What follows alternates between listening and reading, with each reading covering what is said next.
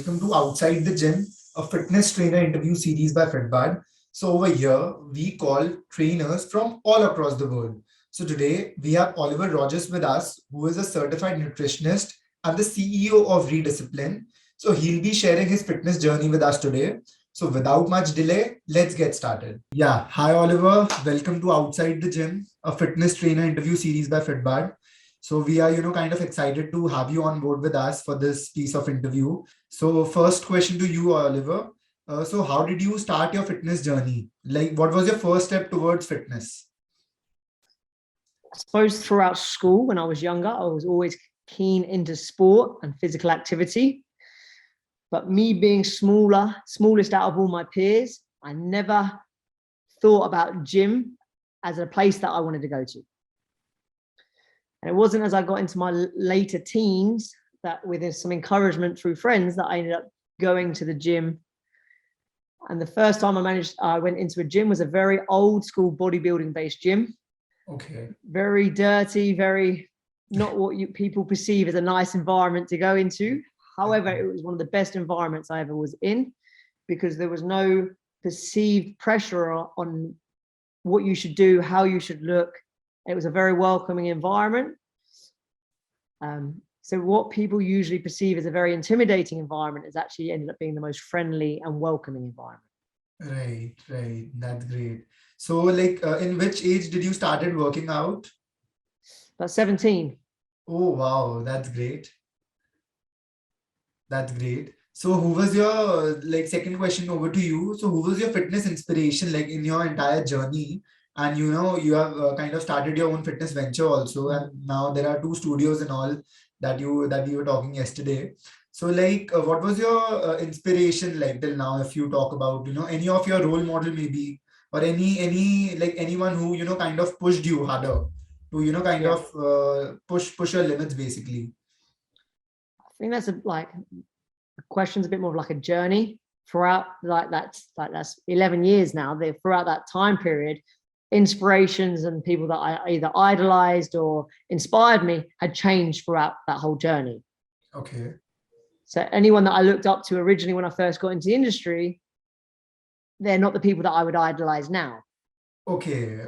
Right. So very commonly, being a younger man, there was more bodybuilders or physique-based competitors that I looked up to with the idea that I'd love to look like them one day. Right.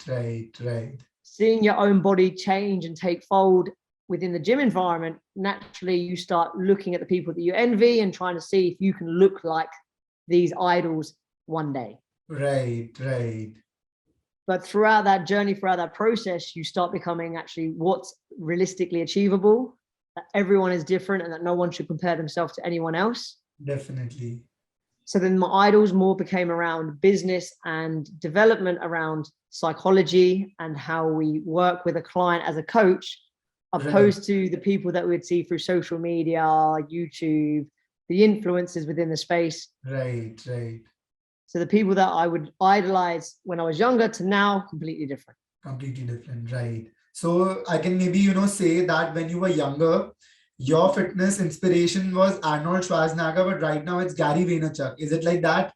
Yeah, that's kind of the idea. Yeah.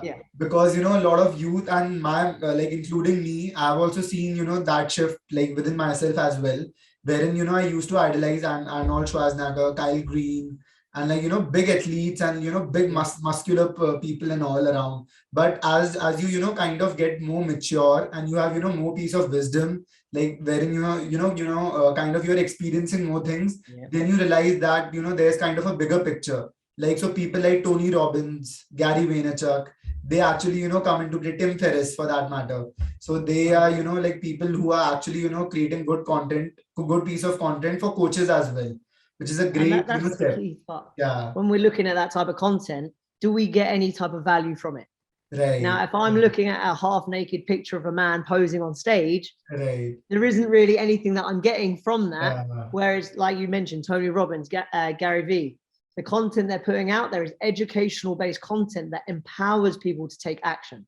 Right. That's the content that's actually going to help influence a change, opposed to just idolizing the way someone looks. Exactly. That's very true. And even Oliver, if I talk about your Instagram channel as well, your Instagram platform, Yep. so I've seen, a lot of information which you are, trying to push out.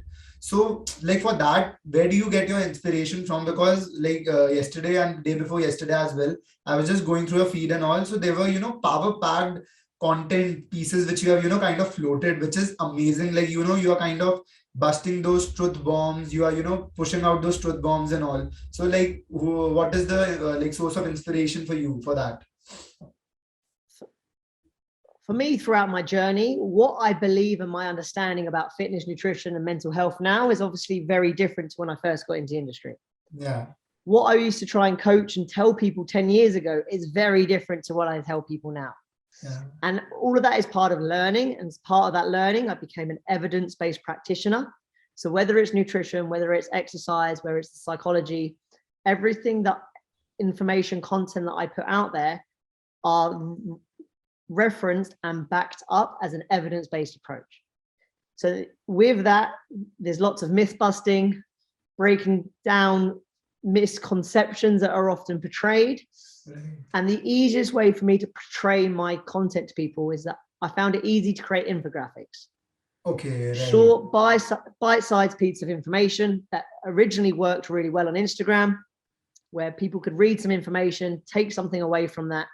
But fundamentally for me as a content creator, they would want to share and engage with it. Right. So originally my audience was growing at a very rapid pace because all of my content being infographics were designed to be shareable. Okay. Yeah. Now going into the second part of 2021, things changed with Instagram. They're obviously prioritizing videos.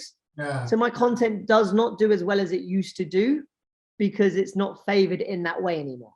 Okay. But I'm about to go through a change with my own content. I'm going to start coming away from infographics and it's all going to start being about videos and me educating within those videos. Right.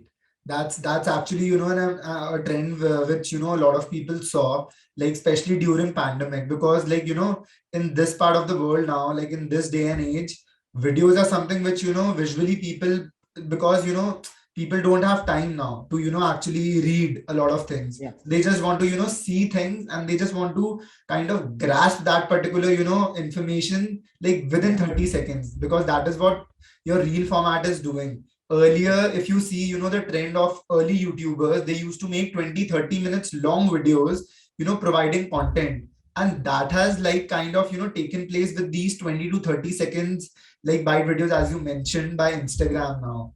So there's an immense amount of shift which is kind of going on. Yeah. And also people's attention span is getting shorter and shorter, right? Right. We used to flick through the TV and there'd only be a few channels that we could pick from. Yeah. There'd be a movie that we've already seen 3 times, but we'll quite happily sit there and watch that movie again. Right. Nowadays, people watch the movie once and they never want to see it again. Yeah. Right. We have so much content and things for entertainment available to us that we have a very short attention span. Right. So when we look at social media as either an influencer or someone trying to educate it within that space, it needs to be bite-sized. It needs to grab people's attention. Otherwise, they're just going to keep scrolling. People's attention spans are too short nowadays. Right. Very true. And also like, with these OTT platforms like Netflix, Amazon Prime, like several other platforms, you can actually pause your movie now. Earlier, like with normal TV, you were not able to pause your movie. You have to watch those ads. You have to, sit there for 3.5 hours to watch that, 2-hour movie. So that has also changed. Yeah. So Oliver, like before Fitbud, how are you managing your clients? Because you are into a lot of like coaching a lot of trainers and like clients and all of yours. So how has been your journey with Fitbud, and how are you basically managing your clients before Fitbud? So before I was with Fitbud, I was using typical softwares that most PTs are aware of or use, and I probably used every single one. Okay. They all perceive that you get your own app, but it's not your own app. It's their app with just your logo slapped on it, but it still says their branding, their name. Right. And although many of the systems have lots of cool features, they all have their own little issues. And the main issue that I found with, doesn't matter what system it was, is the end user experience was terrible. That the clients themselves didn't want to track their workouts because they found it too manual labor, feeling like they're entering spreadsheets constantly. It wasn't a smooth journey. So that meant retention for me became challenging because I'm creating all these programs and coaching people, but they're not actually wanting to use the platform I'm trying to plug them into because they just didn't enjoy the experience. Whereas one of the main things that really grasped my attention with FitBud was how seamless the end user experience was. And it could be done for dummies. It doesn't matter what someone's experience is, whether that's an older lady in their 50s, 60s, or a young tech person. They open the app, they get it straight away. There's no explaining. I don't have to give tutorial videos, explain anything. They just get it. So it meant that retention with FitBud has been far higher than it has been with any other platform, purely because of the usability factor. That's great. That's great. Coming it from you directly, it actually, makes much more sense to us, building that kind of an application. So Oliver, if I want to ask you, like, one USP of FitBud, what would you think, that would be? That you actually get your own personal app. It's not another branded app with your logo on it. It's yours. If someone goes onto the App Store or Play Store and searches ReDiscipline, my app comes up. They can download the app instantly. And it's a really nice point where if someone doesn't have access to the app as of yet, if they put their email address in, instantly I get an email to say, this is the person's details. So then I can communicate with them saying, thank you for downloading my app. I can see you're not currently a member. Here's what we offer. Here's our membership options. And then I can start with my potentially closing them into a sale. Which with the other systems, you don't have anything that works like that. Right. If someone tried to log into my system, I'd have no idea of it. And as it's not my own app, I'd have to get them to download a third-party app, which always confused them. Right. And it's just so much more seamless having your own app. Right. That's very true. That's very true. Completely on board with you for that. So Oliver, like according to you as a trainer, what do you think is, the benefits of using an application as a whole? Because, till now also I've seen, a lot of people are, just using Excel sheets and spreadsheets to, track their clients and all. So what do you think, like, what are the benefits of an application? And what do you think, like people, watching this particular interview should, kind of take away from this interview? It's the end user experience. When you're using a spreadsheet, whether you're using Excel, Google Docs, or using a software that just manages your spreadsheets, the amount of data entry in there, and yes, you could add a link to a video demonstration onto YouTube, but that client then has to click that link, go to a different platform being YouTube to watch a video, then go back to the spreadsheet to manually data enter it. It's a very long process and the end user just does not want to do it. It takes way too much time up, too much explanations, and potential human error. If someone goes to edit a client's spreadsheet and somehow does typos or messes up the format of the spreadsheet, a spreadsheet then doesn't work for the end user. There's lots of potential human error within using a spreadsheet model. Whereas the app, it's got its set fixed templates. You can't really go wrong with it. Once you've assigned the program to the client, the client opens the app, clicks workout, and they start straight away. And they don't have to manually data enter anything. Right. So it's more likely for the client to actually use it every workout that they go to, because they're not having to constantly pick up their phone, sit there fiddling with it, then go to a different application to watch a video. It's just there, seamless. Right. So Oliver, because like after pandemic, a lot of people kind of shifted onto the online platforms, and there might be a lot of clients of yours also who are sitting in different countries of the world and different parts of the world. So like for example, there is client A who is based out of South Africa, and he's kind of he wants to stay motivated, and he's and you are coaching him. So what are those tips and tricks which you will kind of use to kind of cater to him, because you can't physically see him. You can't, kind of motivate him in person. So what you'll do that? It's coming down to the coaching experience of question techniques. So just like as a coach in a physical gym, it's how are you communicating with that client to get them to respond to you. If a client isn't responding to you, they are demotivated, they're not being consistent. So it needs to keep those communication channels open, and that comes down to questioning techniques, using open-ended questions, not closed questions. Like if I ask, did you have a good day? Your answer is either yes or no. That doesn't carry on a conversation.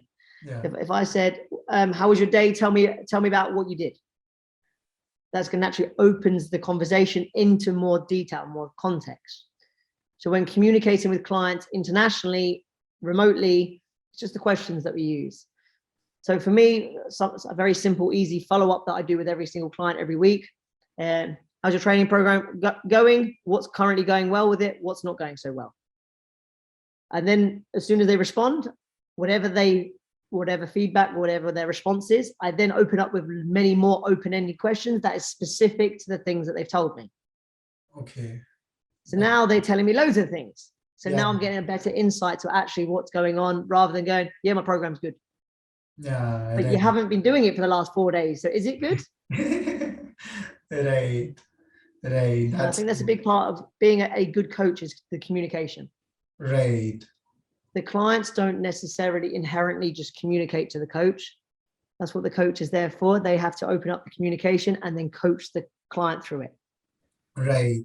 So Oliver, as a trainer, like what was your biggest roadblock till now, which you have faced? Like it can be, it can be anything. Like, when you are starting off initially, it's kind of tough to, get things started, to, get clients and all. Then it can be the building phase wherein, you're actually building a brand. So what was for you the most, challenging thing for you? And it can be, content creation as well, because there are a lot of trainers and everyone who is struggling with pushing out content and managing their clients and etc., with everything 100%. going hand in hand. So what according to you is your major roadblock?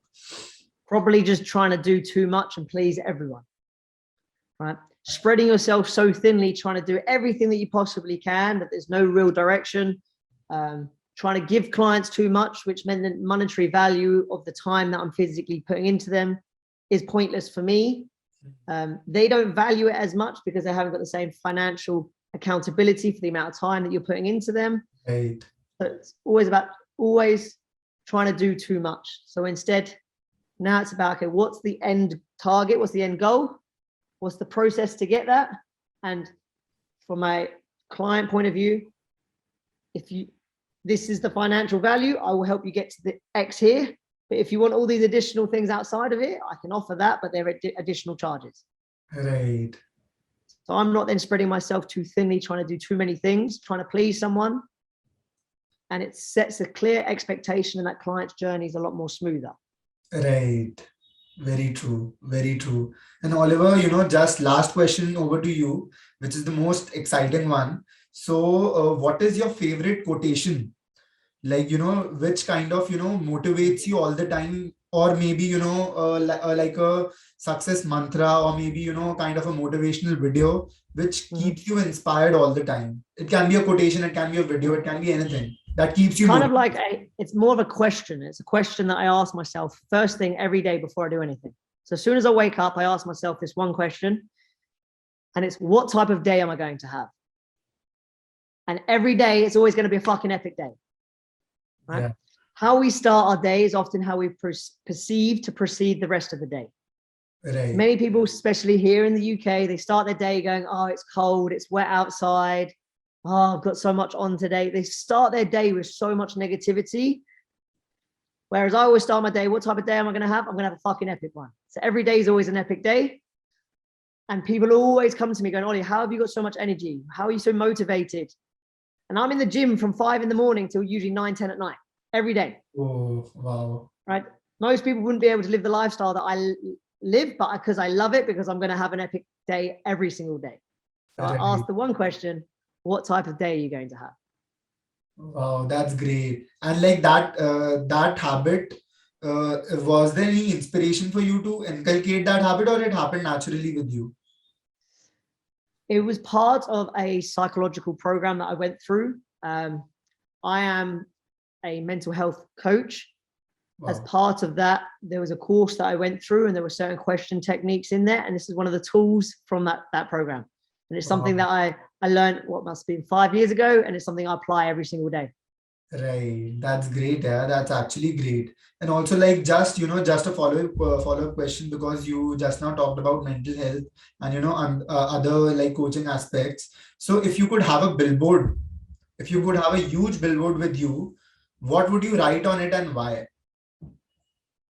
If there's a huge billboard in front of your home or in front of your gym, it's outside the gym, it can be anywhere. Probably something that's probably part of my business quote, and it's build your future. Build your future. Yeah, build your future. Okay. Because too many people are fixated on the here and now, and they want instant gratification. They're very impulsive. They want everything here and now. But whether I'm at university and studying for a degree, I can't get a degree tomorrow. It's a process. I have to study, go to the lectures, do all of the assignments, and work towards that degree. Whether it's financial success within a job role, I can't just be successful tomorrow. I have to go through a very long process of doing many things wrong and learning from those mistakes and working through it. Whether it's a weight loss journey with a client looking at their exercise or nutrition. Our bodies aren't Amazon Prime. We can't get instant results tomorrow, right? Right. So it's like my philosophy is always build your future. What are you doing today that's going to help you tomorrow, opposed to trying to get everything today? Right. That's truly very inspiring, Oliver. That's truly very inspiring. Yeah. So thank you so much, Oliver, for today's interview.